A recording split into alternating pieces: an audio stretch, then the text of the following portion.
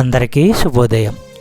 ఈరోజు దేవుని వాగ్దానమే మనగా జకర్యా గ్రంథము 8వ అధ్యాయము 3వ వచనం.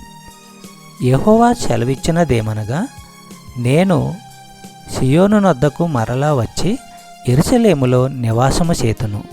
సత్యమును అనుసరించు పురమనియు సైన్యములకు అధిపతియగు యెహోవా పర్వతము పరిశుద్ధ పర్వతమనియు పేర్లు పెట్టబడును. సహోదరి సహోదరులరా, యెహోవా చెప్పేదేమిటంటే, నేను సియోనుకు తిరిగి వచ్చి జెరూసలేములో నివాసం చేస్తాను. అప్పుడు జెరూసలేమును నమ్మకమైన నగరము అంటారు. సేనల ప్రభువు యెహోవా పర్వతాన్ని పవిత్ర పర్వతము అంటారు. ఇశ్రాయేలు ప్రజలు దేవుని మాట విననందువల్ల ఆయన కోపానికి గురి కావడం జరిగింది.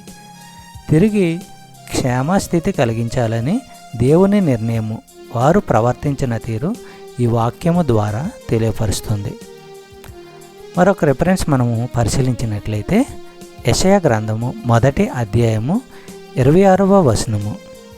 పూర్వము ఉన్నట్టు నీకు న్యాయమూర్తులను మళ్ళీ ఇస్తాను, ఆదిలో ఉన్నట్టు నీకు ఆలోచనకర్తలను మళ్ళీ నియమిస్తాను.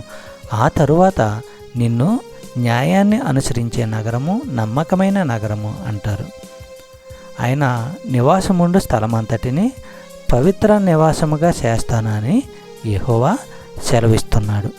చెప్పబడిన వాగ్దానము దేవుడు దీవించి ఆశీర్వదించునుగాక. ఆమేన్.